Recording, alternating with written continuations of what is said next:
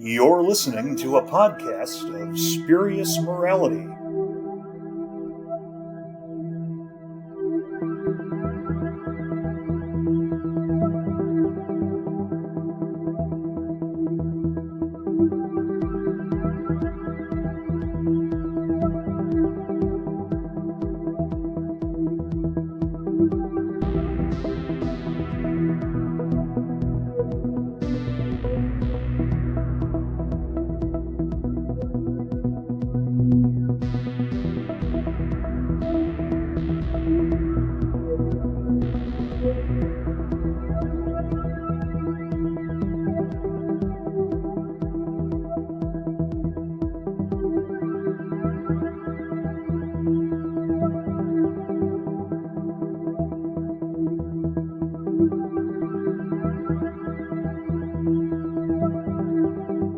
Hello and welcome to a podcast of Spurious Morality. I'm Johnstone, and with me this week I have Greg. Hello. And I have Mansoor. Hello. And we are here to talk about certainly one of my favourite Big Finish Doctor Who spin-off series. It's Countermeasures. We're going to be looking at the initial run of 4 Countermeasures sets, so I guess that's your spoiler warning this week. We're also going to look at the Assassination Games, which is a Doctor Who story that very heavily ties into the series, kind of serves as a pilot, even though it was released, I think it was after the second set. Anyway, so that's what we're going to be talking about, and we're not going to be talking about new countermeasures because Mansoor's not heard them yet. So we'll avoid spoiling that. So it's quite nice to sort of turn around and say for a change, this is what we're not going to spoil. So we'll go straight in, and we'll start with the Doctor Who story, The Assassination Games, or 1963, The Assassination Games, to give it its full name.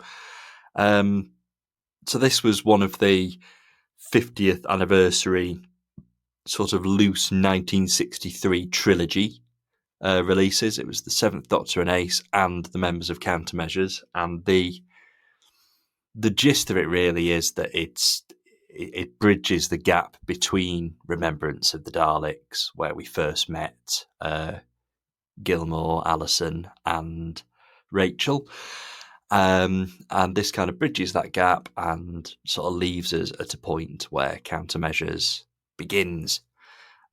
So we're going chronological as opposed to release order in our discussion today. So I really like Assassination Games. I think it's the best of that 1963 trilogy. All very, very good stories. You know, Fanfare for the Common Men is very well loved. I think the space race is an awful lot of fun. But I think this one definitely sort of wins the Best of the Trilogy award. So I'll go to Greg and ask, what do you think of this one? It's very good. It's a sort of story that is intended almost more as a quasi-pilot for the Countermeasures series than it is a Doctor Who story. The story follows the Countermeasures group, and they encounter the Doctor and Ace. You know, it's not the sort of thing where we open in the TARDIS and follow, you know, the Doctor and the companion. And I think that works really well. Of course, this came out after the Countermeasures series had started, so it's kind of, you know, working a little bit retroactively. But as far as I know, it doesn't really contradict anything. And I think it works. When I did my re-listen here, I listened to this first. I didn't listen in release order, and it works really well in that position.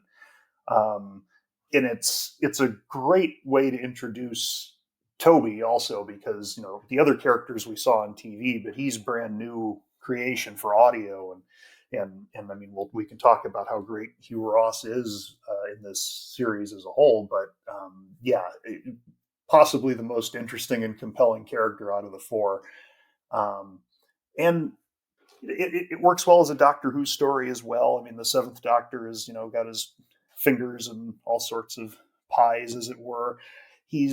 It almost has kind of a quasi New Adventures feel to me, this story, this kind of like starting, in the middle of the Doctor's plan kind of thing.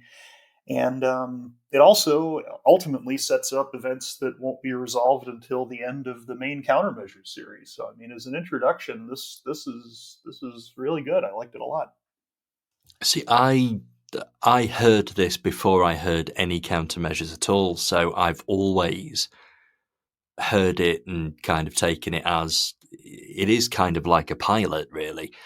And I think that it, even though it was released midway through the countermeasures run, at the start is definitely the right time to listen to it. And on this re-listen I've just done now, like you, this was sort of the first place I went before kicking off with the first set. I guess I should say, I don't know why I said re listen, because this is the only time I've listened to it. So, my listen, I did listen to it before hearing the other ones. But it was a re listen to this 1963 story, but the rest of Countermeasures I had not heard before.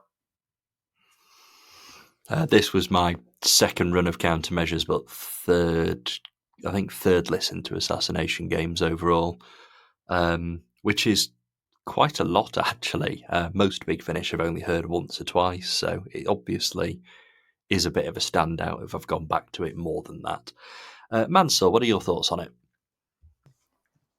Yeah, I like the observation about it feeling new adventures, especially there's that bit at the end where he pops off and the Doctor like spends time as a politician, but then uses time travel to come back to the present. So that again, that felt very new adventures as well, and it felt like it could fit into that series, but also I feel like if the TV series had gone on after season 26, I could have seen this fitting in there. Yes, you could absolutely put the Countermeasures theme tune on this, and it feels like a story from their perspective.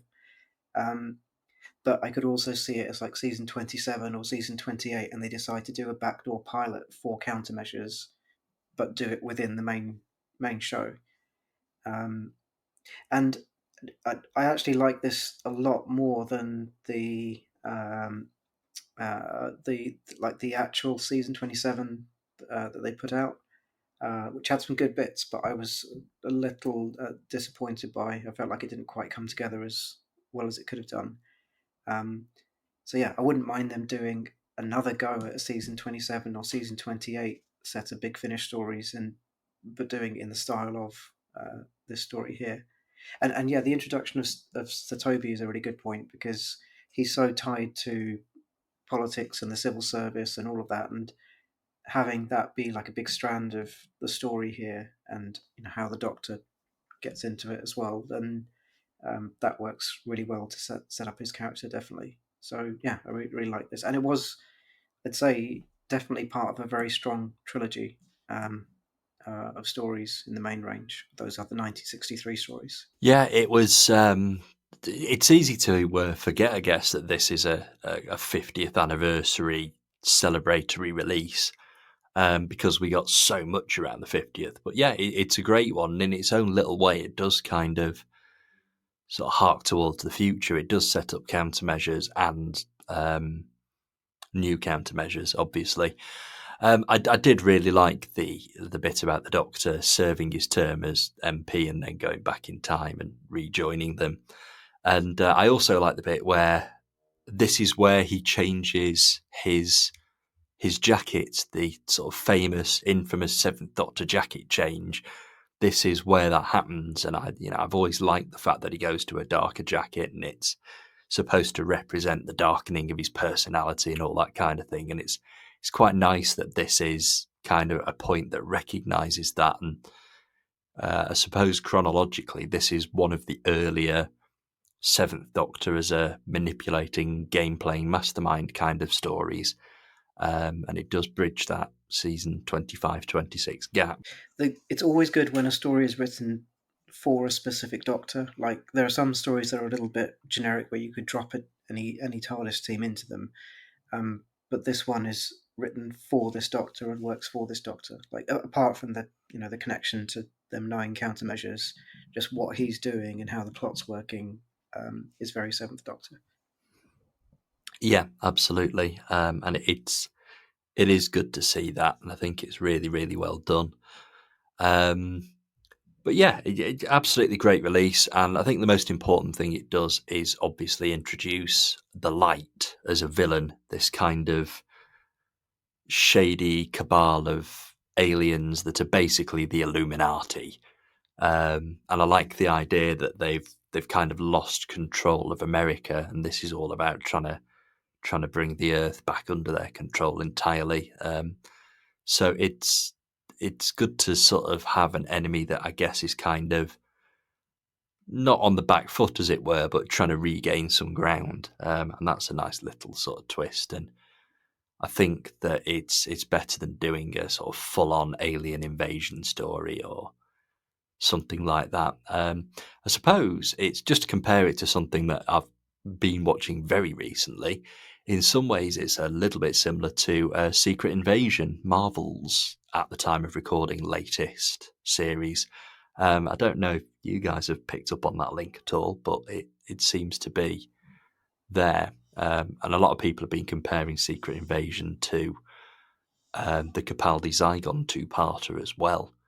So everything's inspired, isn't it?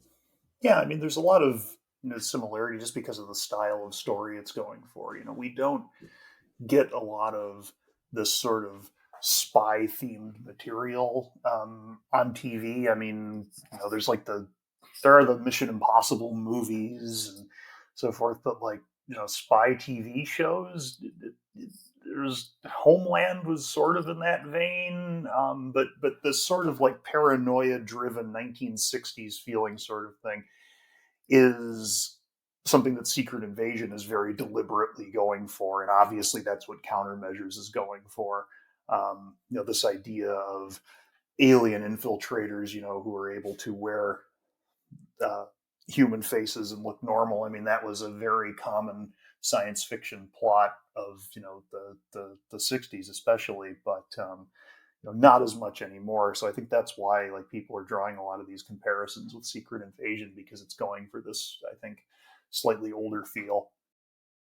Am I right in saying that just as a side note, like that sort of trend in the 60s in media and fiction, is it kind of tied to real life political things like communism and um, McCarthyism, and is that No, kind of where that possibly came from? oh yeah, for sure. I mean, politics at the time. I mean, communism was viewed as this insidious force that would sneak into your society and inveigle itself and then slowly take over from within. That's why you had McCarthyism. That's why you had the Red Scare in the U.S. So yeah, absolutely, that's a Yeah, great the point. enemy within, and like I guess Secret Invasion is doing that with terrorism now, which has kind of been the new version of that in the last couple of decades. Yeah, I think Countermeasures kind of really is playing. There are a lot of references to communism and that kind of thing throughout the sets, which we'll talk a bit more about in the very near future, obviously.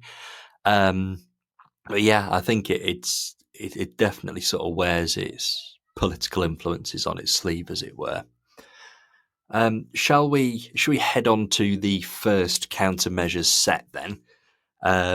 So, as we've said, it was actually released before the Assassination Games, but it's set afterwards. I really like this first set. I think it's a really sort of strong group of stories. It does a really good job of establishing the team, establishing Sir Toby as this new character. Assassination Games does that as well, but obviously, with this being his first appearance, it kind of needs to do a bit of work. And one thing I'd kind of forgotten, one thing that's very sort of clear from the off, is just how sort of shifty and slightly untrustworthy Sir Toby is.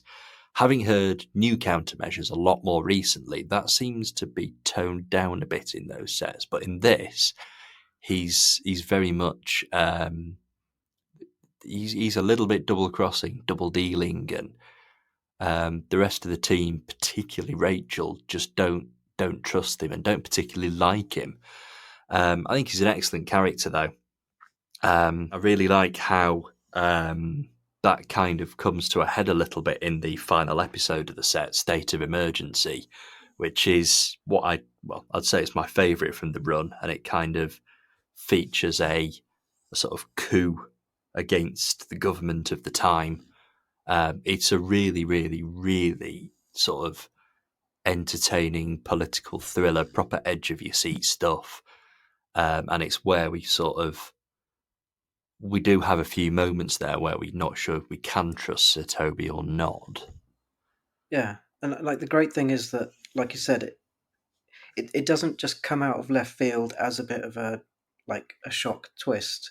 Like if there's going back to Secret Invasion, if there's maybe a criticism of that, there's like a little bit of that with that TV show of like there's a big sort of surprise that comes out of nowhere, but with countermeasures, like not just with Sir Toby's arc, like his character is set up from the start, and when he does like a number of very questionable things over the next few box sets, it makes sense for his character. It's all quite a sort of natural progression. Yeah, absolutely.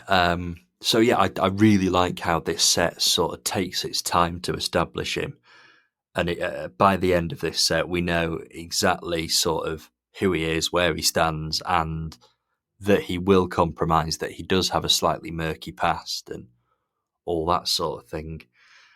So, Countermeasures Series 1, Greg, what are your thoughts on it? I do like how you described Toby there, and I think it comes across really well in this set. It's easy when you create an ensemble of characters for something like this to not have a lot of conflict in between them. And Rachel, Ian, and Allison, they have their pre-existing relationship that we saw on TV. They do try to flesh all of that out a little bit in the show, but Toby's the outsider, and he's really portrayed that way. I mean, he's their new boss, he's their supervisor. I mean, he's someone who has priorities that are slightly different from theirs because all they're interested in is completing whatever mission they've been assigned, whereas he's got to be concerned not only about the mission but about how it's going to look to his superiors.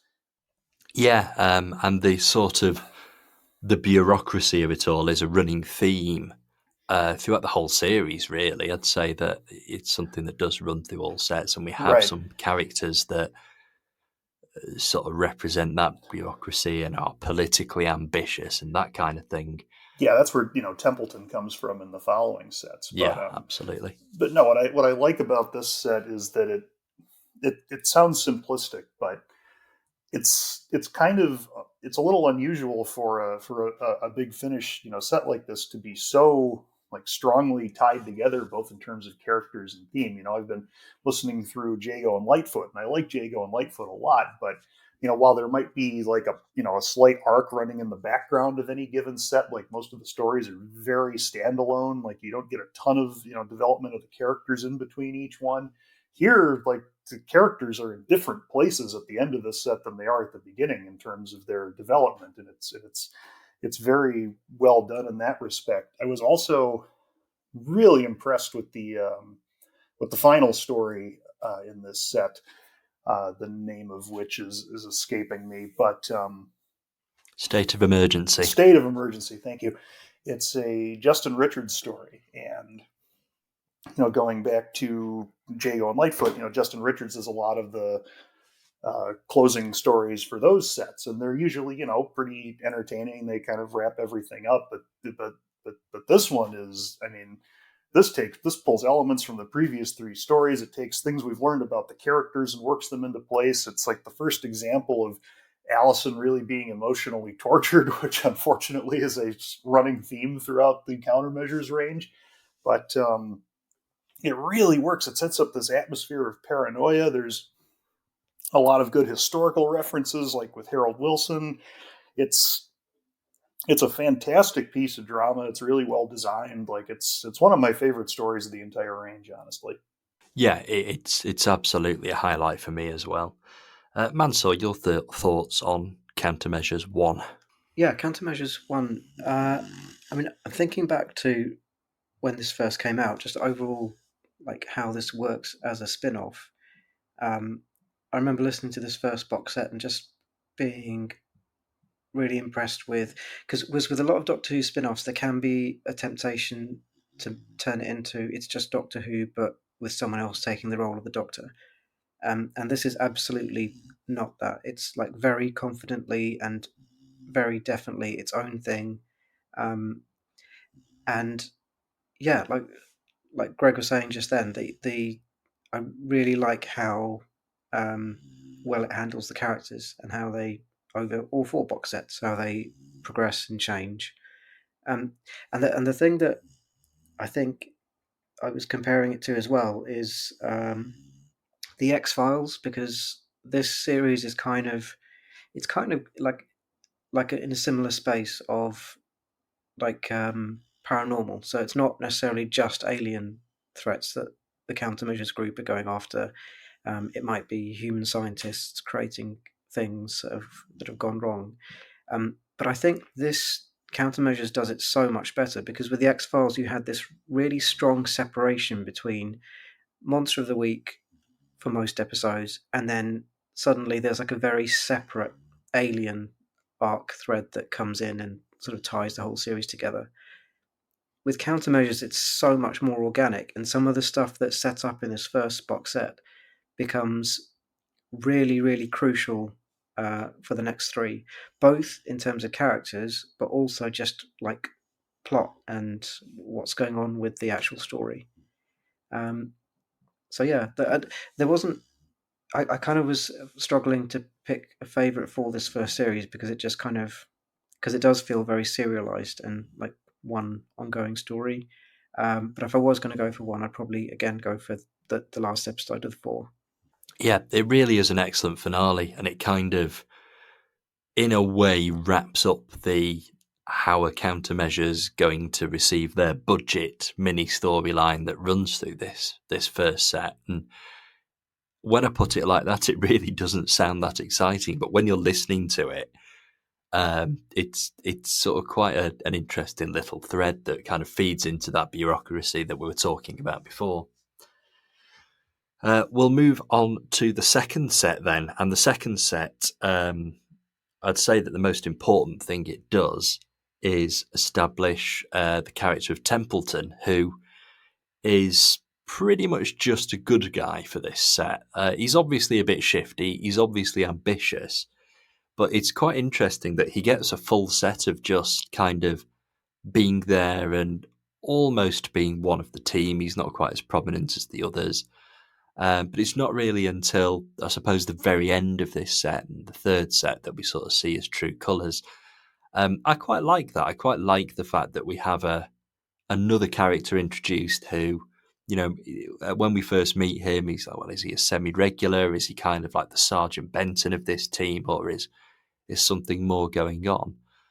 And yeah, I do quite like the fact that he just gets to be a normal character for a bit. He's not introduced twirling his moustache and cackling manically kind of thing. So the second countermeasure set, Greg, what are your thoughts on it and what's your highlight? I think that comparison with Sergeant Benton's a really good one, because that's how they kind of portray Templeton here, is that he's, this ancillary, adjacent character to the group. He doesn't quite fit in with them. You feel like, oh, maybe the arc is going to be, Templeton's going to become, a bigger part of things, etc. Like, it really kind of lulls you into a sense of security concerning his character, that when they really pull the rug out from under you in the future sets. Um, set two, like, I really like the first story, Manhunt, because it just throws you right into the middle of things. Like, right when it picks up, like, Ian's already on the run, he's being pursued for murder, and everyone's just trying to figure out what's going on. We get recurring villains that run through the set. We get an actual relationship history between Gilmore and Waverly and so on. It's kind of an extension of what we saw in the first set, which is that we're doing more than just doing individual stories. Everything's tied together in a way.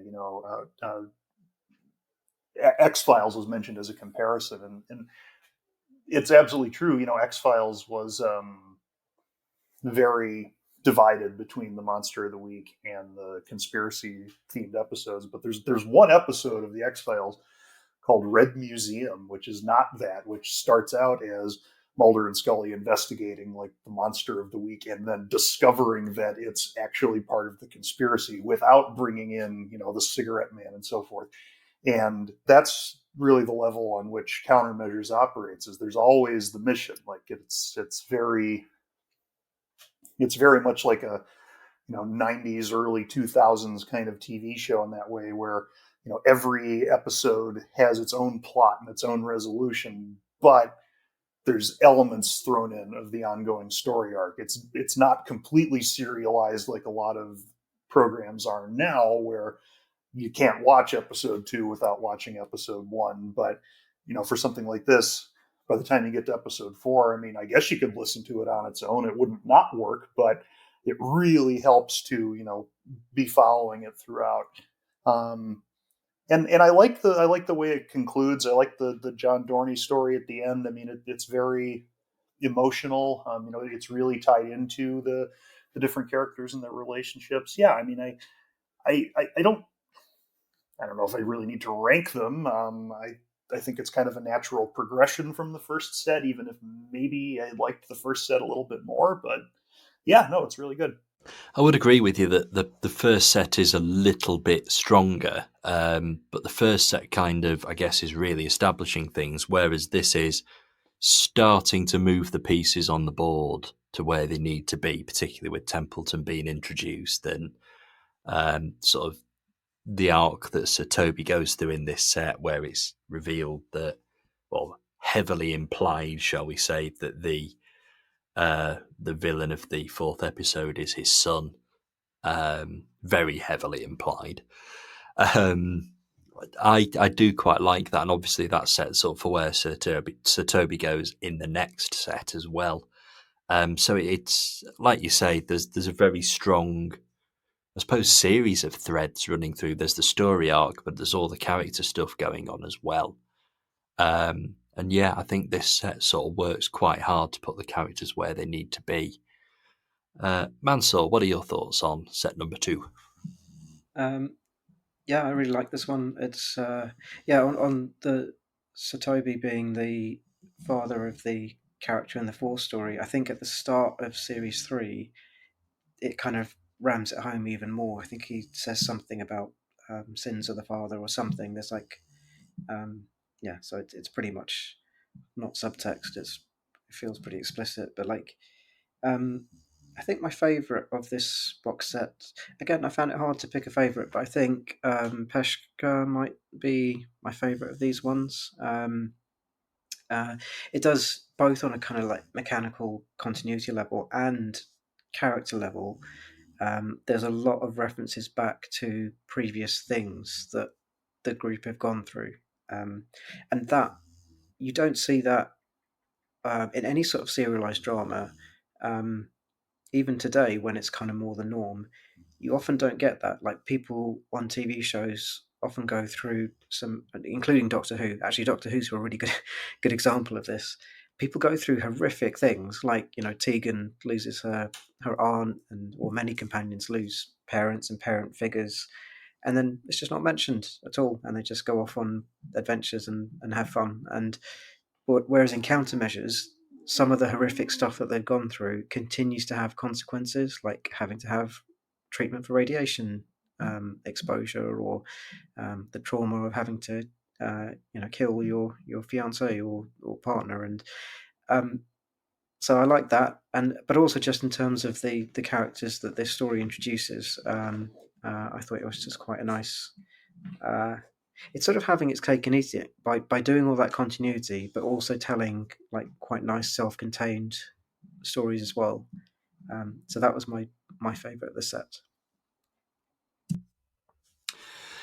You see, I did find there was one in this set that I didn't particularly like on my first listen through, but did really enjoy this time. Whether I just gave it a bit more attention this time, or maybe it's because I knew where the story was going, that kind of thing. But the Fifth Citadel, the James Goss story, which is basically there's a nuclear bunker under London and it's leaking a bit.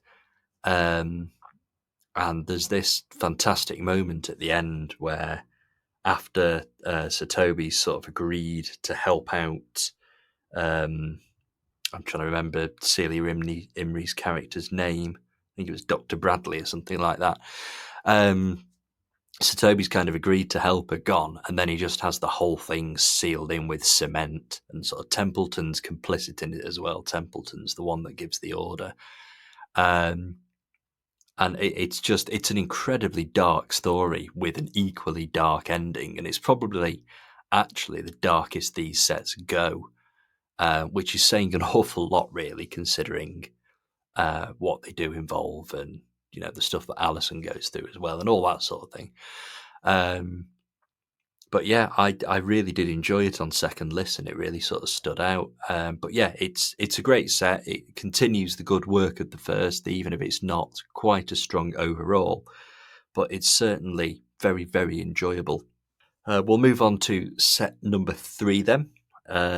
So I really, really like the way set 3 kicks off, which is Templeton is now basically in charge of countermeasures, and lo and behold, he's not very nice. And Sir Toby is at an inquiry, and he thinks he's going to walk it, and then all of a sudden the panel is completely changed, and actually he genuinely does have to fight for his career. It's quite strange to see Sir Toby on the back foot, really. Usually he's very calm and in charge of the situation, but here he's genuinely challenged, perhaps for the first time since we met him. And I think it is a really, really good way of opening the set. It deals with the consequences of the second set, and it's very, very rare that a new series will start with the consequences of the last one being examined. There's no sort of reset switch here. There's no return to the norm of beforehand. It does feel like the implications are going to stay with us for the rest of countermeasures now, and indeed they do. So Greg, talk to us about the third set. I like that point you're making about the opening story. I mean, they do that in series 2, like I said. I mean, granted, there you're not picking up specifically on what was happening in series 1, but they still throw you in at the deep end with Gilmore on the run. Here, they throw you in at the deep end with Toby facing consequences from how series 2 ended, and I think that's really good writing. I mean, I think it's good to keep the listener on the back foot a little bit, and we'll talk about this a little bit more in a bit, but I think it's very interesting then the way that they start the fourth set, where after the third set ends on such a massive cliffhanger, the fourth one starts and it's just a normal countermeasures story. And you're like, wait a minute, why is it normal? This is the last thing that should be normal. And then that becomes part of the structure too. The third set, I mean, look, all 4 of these sets are very good. I really like the first story in this one, like you did. The middle 2 stories in this set don't do a lot for me.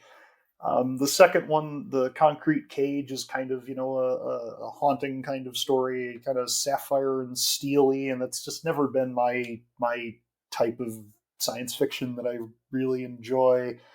It's very Doctor Who-y as well, which is something that this series has largely not been, and I just don't think it fits as well. The Forgotten Village it's nice that they're trying to flesh out Allison's backstory more, and it's interesting to see her relationship or lack thereof with her father. But again, it's just going even further down the road of just showing how she's absolutely miserable all the time. The other thing too is that as good as the first story is, it doesn't really give us because Toby is so involved with the hearing. It doesn't give us a lot of time to show how his relationship with the actual countermeasures team has changed. And it does kind of feel like, I think it's not until the second story that you find out that Allison has just completely lost all faith in Toby, and like that really doesn't come out at all in the first one. And that's the kind of thing that it felt a little abrupt to me.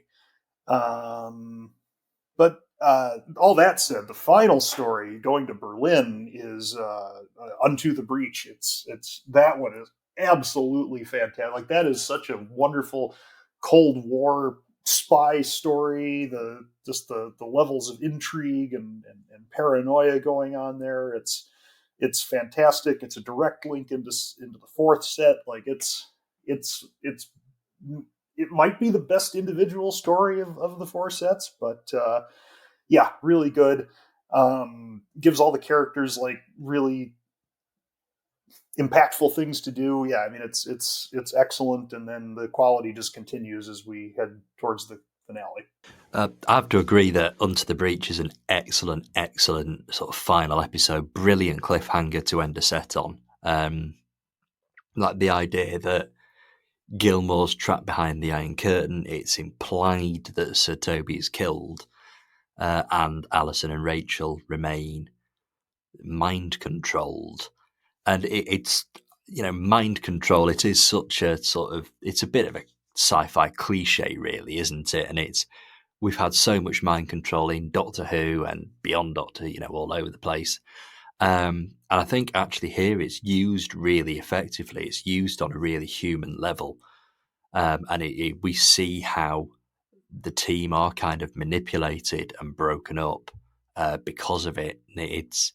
It's really well played. And I think anybody listening to it at this point, may have started to go, "Ooh, maybe the light weren't wiped out in Assassination Games." And even though it's another few episodes before they're actually revealed, I think perhaps the hints are starting to be dropped here.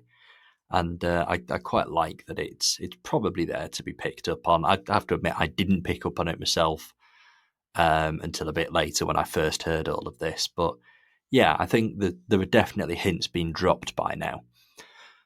Mansoor, what did you think of the third set? Yeah, same. I agree. The last one's definitely the strongest. I think I liked the the third one a little bit more than just because. Yeah, I think it wasn't. It could have maybe it wasn't entirely successful, but I liked the fact that it was giving us some backstory and focusing on Alice as a character.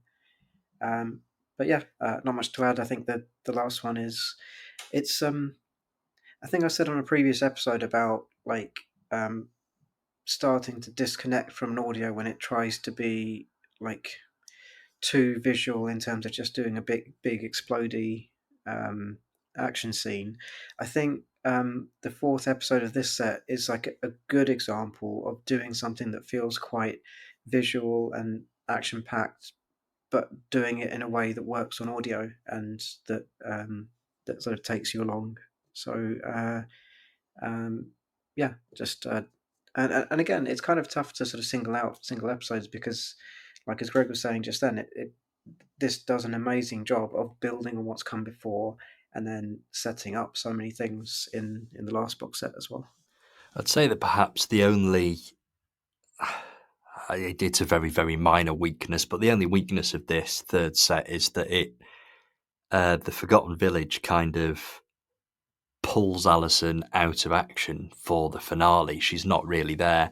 And while we do get some great scenes of Templeton manipulating her while she's in hospital, it's kind of a shame she's not involved with the very, very excellent Berlin storyline that's going on with the rest of the team. Very minor quibble, and obviously, it's, as I've already said, a lot of countermeasures is moving characters into position, making sure they're in the right place. And sort of the fact that she's left defenseless in hospital for Templeton to manipulate does add to an already excellent cliffhanger. But yeah, it just seems to be that one of the characters is kind of swept aside quite dramatically 3/4 of the way through the set, just so that the finale can go ahead as it does. But again, this is something that gets picked up on in the fourth set. We're very much in serial territory, and I think by this point, really, it's almost difficult to start looking at them as individual sets. So I think set 1 has its own identity, set 2 has its own identity, but really sets 3 and 4, they really do up the serialization. Things do start moving at a pace. We are moving towards something. We're moving towards a definitive finale. On which note, we will move on to the fourth set. So, as Greg has already pointed out, it starts with what's kind of an ordinary episode, which is probably the last thing you'd expect after that cliffhanger. But I think it works so effectively well. I really do like what the first half of this set does. It doesn't immediately resolve all the cliffhangers. It takes half the set to kind of get our characters where they need to be for the final 2 episodes. It takes its time, and I really do appreciate that it's not all solved in the click of a finger. So, Greg, what are your thoughts on set number 4? I like, as I commented before, the way that the fourth set starts, because it's just, it's a normal countermeasure story. And you're listening to it, and obviously you've listened to the third set, and you're like, well, this isn't right. Like, Ian and Toby were trapped and were captured in Berlin. Like, what's going on?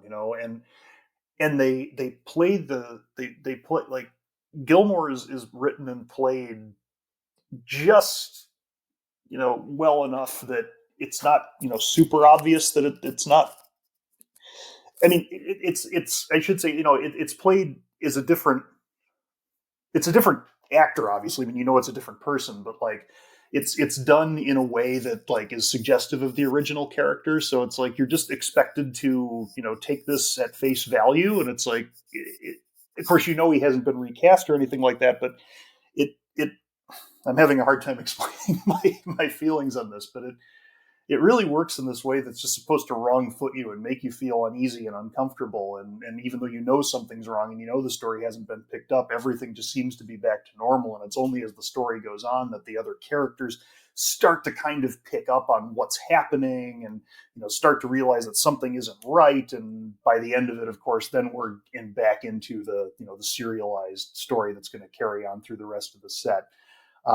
Another thing I like about the set in general is that the final battle, quote unquote, that's being depicted here is between not just countermeasures and the light, but it's like a larger scale thing involving entirely different factions of the government, and the countermeasures group are really just one piece of a bigger puzzle. And so that comes across pretty well too. It's an interesting decision where not literally everything revolves around them, which is nice. And then I think there's some interesting characters in here as well. The assassin character in the final story is genuinely scary and really well portrayed. And also, I think that the overarching story really gets tied up well. I mean, it doesn't feel rushed. It doesn't feel like they hurry to the end.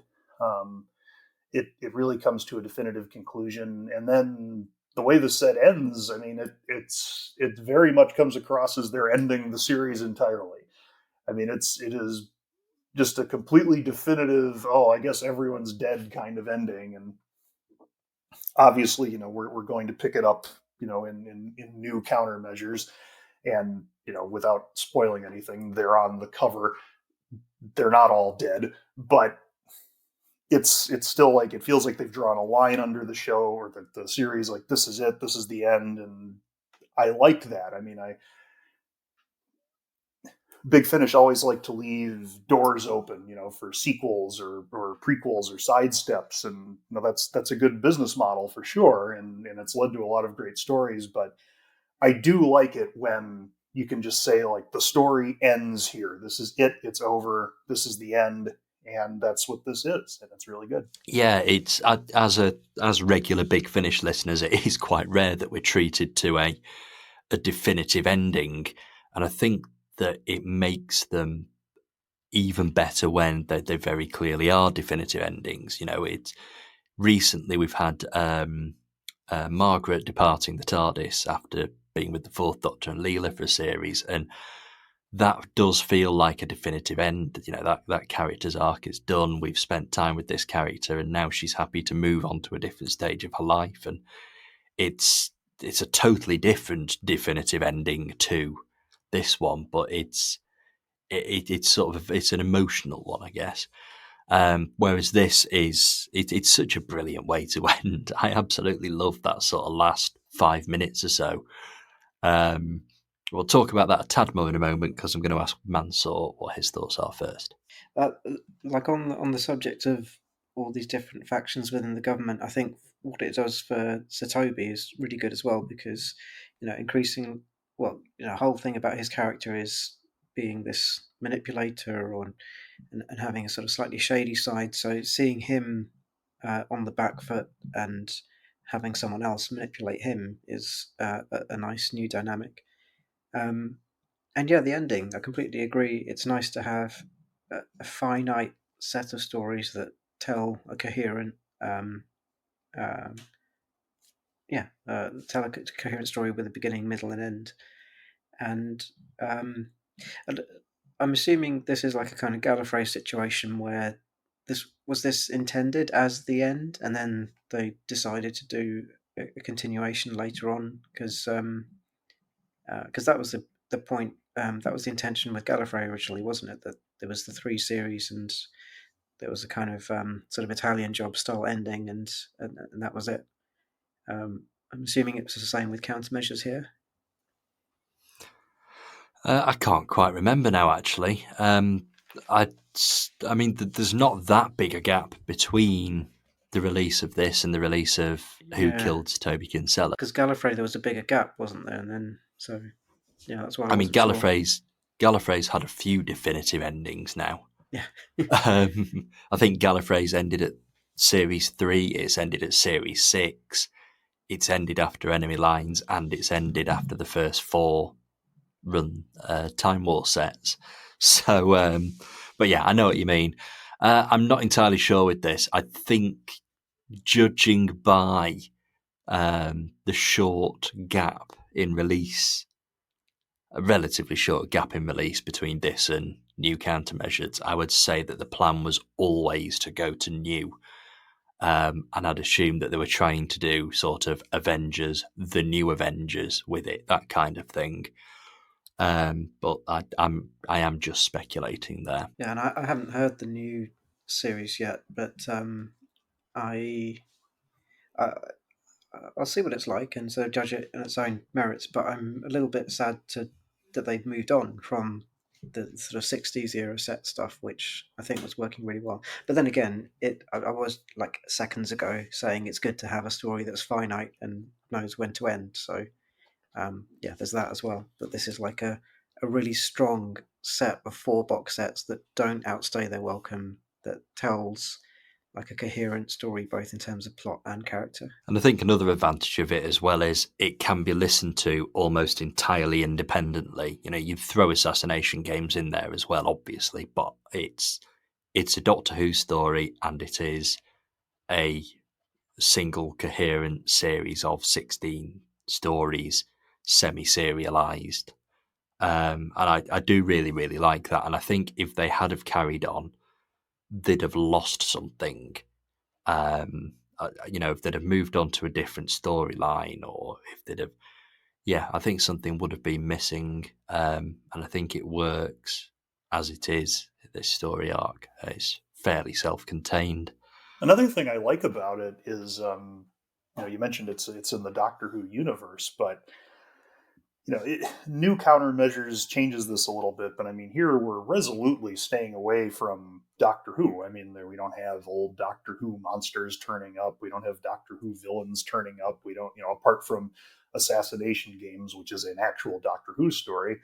We don't have the Doctor showing up, or we're going to meet 1960s Torchwood or anything like that. Like, it's very much its own separate thing that just uses what was established in Remembrance of the Daleks, and I think it's all the stronger for that. Like it definitely stands on its own as an independent thing. Like you don't have to have seen a minute of Doctor Who to listen to this and enjoy it. Yeah, absolutely. Which is, I guess, something that a more recent comparison would be the Unit Brave New World sets. They've sort of consciously removed themselves from the Whoniverse as much as possible. We have Brigadier Bambera, we have Unit as an organisation, but that is all there is, and it's telling its own story. It's got its own arc and that kind of thing.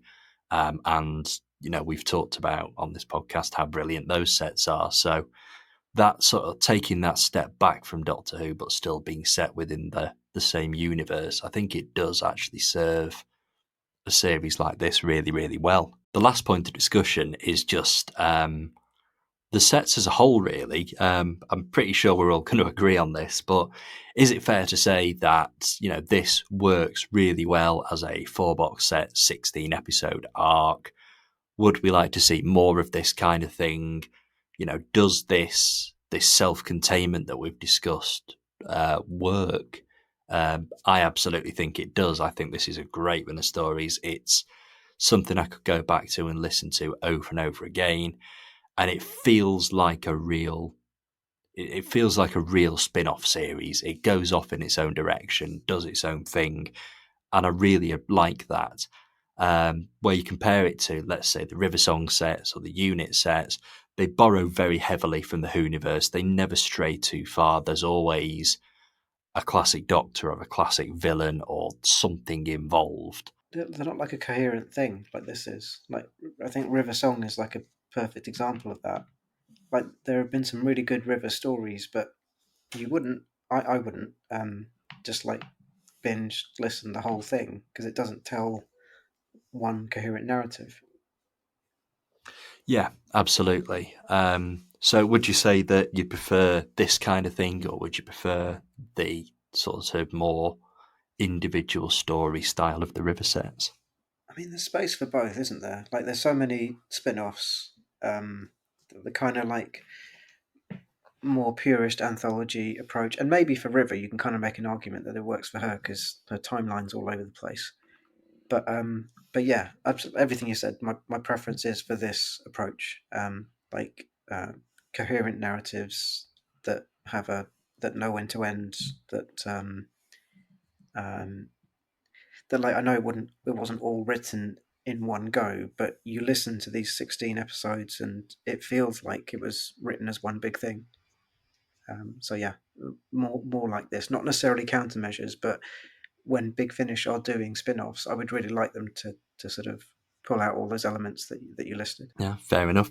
And what about you, Greg? There was a show on a few years ago called Person of Interest. I don't know if you guys ever watched that, but obviously it's much different in terms of what it's trying to do and so forth, but the structure of it reminded me a little bit, or rather the structure of Countermeasures reminded me a little bit of that, in that that show starts out as a very like self-conscious, case of the week kind of show, but over its 4 seasons it slowly morphs into just a straight up serialized science fiction drama.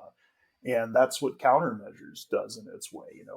It starts out in the first set with some fairly standalone stories, but there's always a little something running in the background, and as you're proceeding from set to set, the plot just slowly comes closer and closer to the surface until you get to the final set, which is just basically one continuous story.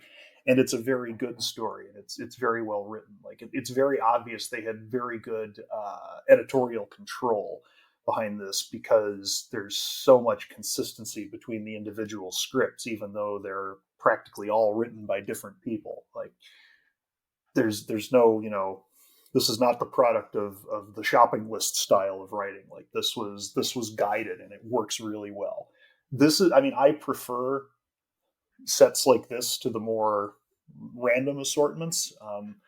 I mean, the one downside is that when you have a set like this, everything's going to sort of have the same tone and feel to it. You're much less likely to have that brilliant kind of story that comes out of left field that's so characteristic of Doctor Who, but I do think it keeps the quality more consistent, and especially in this case, when it's so well written, like it can really lead to a satisfying ending, and that's what this does. And yeah, it really is an excellent ending. It's a great way of sort of culminating everything that we've had up until this point, and from the perspective of somebody that has only listened to these 4 sets, Mansoor, the characters are dead. It kills them off. It kind of reaches a point where essentially the villains win. They're kind of thwarted on the day. They lose the battle, but they win the war.